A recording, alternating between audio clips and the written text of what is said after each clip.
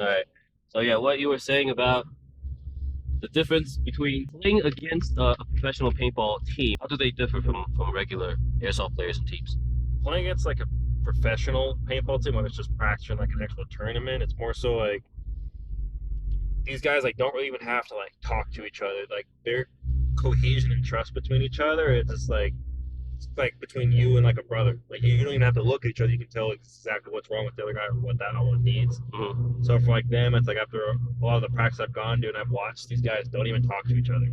Right. Sit there and they'll just look at somebody completely across the field. They can tell by their posture, their body language, or like how quickly they're moving their head. They can tell exactly, okay, I need to put my gun this way. I need to take care of this guy so this can free him up and he can go move. Like they're more so playing like how Sapo and I always say, they're always playing chestnut checkers. They're playing 3 moves ahead. Mm-hmm. They're not just playing 1 move at a time. They're already factoring in the variables. Okay, if this guy goes here, we need to go here, or if he goes here, we need to go here. And it's like you see the move on one side of the field, and it's already being matched and or countered on the other side of the field. You know, they don't even have to like put that much thought into it. So it's very, very methodic. It's in the way that they strategize too. It's like, very, very fluid, or it's almost, I don't want to say like they're like robots where there's no emotion there, because there is. Right. But it's just A, B, C, and D. There is no like, okay, I'm gonna skip this and go do this. It's like you skip a spot that you're. How do you think that speaks to the difference in how paintball teams practice versus how airsoft teams practice? Most airsoft teams practice is guys want to practice for what's going to make them better, not what's going to make like the overall team better. Right. So like me coming back from paintball, I kind of bring a different aspect, which I'm sure Sapo was used to where it's sometimes it's more beneficial to sit back and not play and watch your guys. You can kind of point out from an outside perspective what's being done. I'm not going to say wrong, but like not as efficiently. Mm-hmm. What can be done to make the team overall efficient. I think it's just like the knowledge behind the game is more vast. There's people that have like 2-3 decades of experience that are coaches now. Yeah. Versus like, someone like me saying that you're a coach, it's really not the same as so you have like a Rusty Glaze like Rusty Glaze or Dave Baines. Guys like those who've been playing on like guys like me and DJ are able to take years of just compacted years of experience of paintball and bring it into airsoft, because like that method of thinking about the game and strategizing about the game it's new to airsoft. So like even what we understand is still at a higher level than what most people bring to the game of airsoft. You know what I'm saying? Like right. Even other sports too. Like someone like Rusta, he can take his experience on the gridiron on the football field, and translate that into attitude, winning attitude, So like, I think the sport of airsoft, it just needs more fusion with athletes of other sports. And paintball is the closest thing, Like early 2000s, paintball was average guys just playing paintball. Yeah.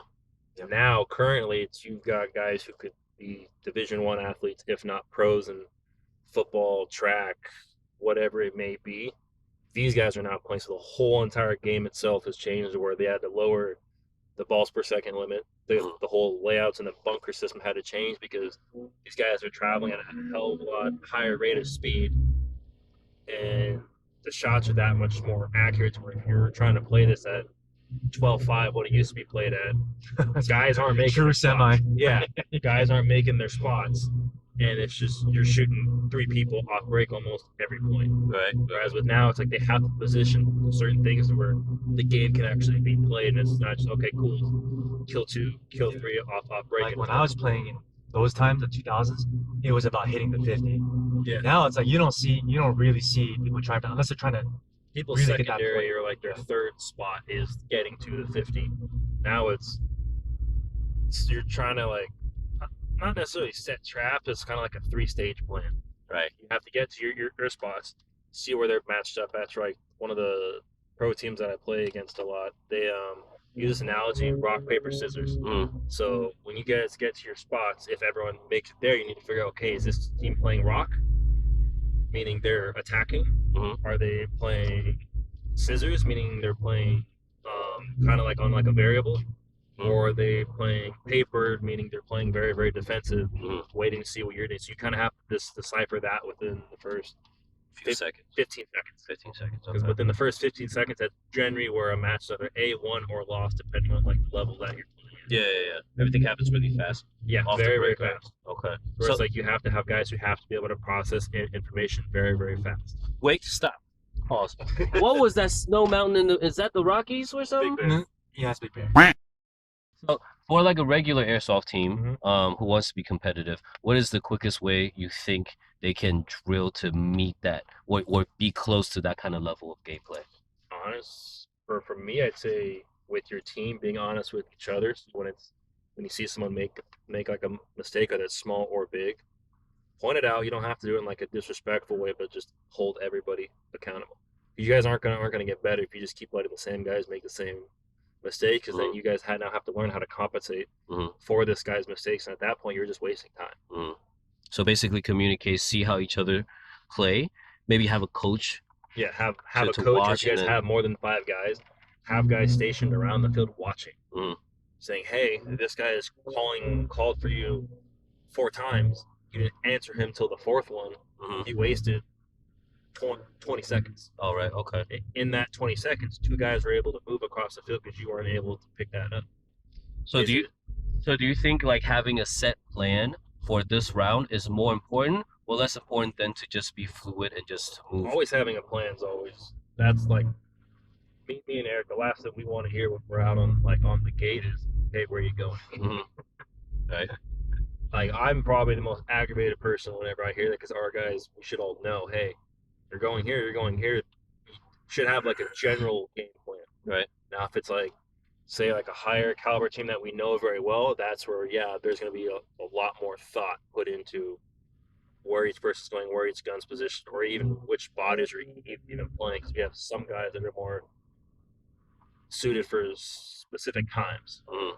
Whereas like some guys, it's like, hey, nobody knows you that well because you're still one of the newer guys on the team. Let's throw you in right in the middle and throw a curveball in there, because a lot of teams are set up kind of like they're playing checkers. They're set up to play one specific style. They're not used to someone playing chess and putting a body in a spot. They can adapt. Yeah, they can as that happen. Okay. So being able to like adapt on the fly is very helpful. Okay.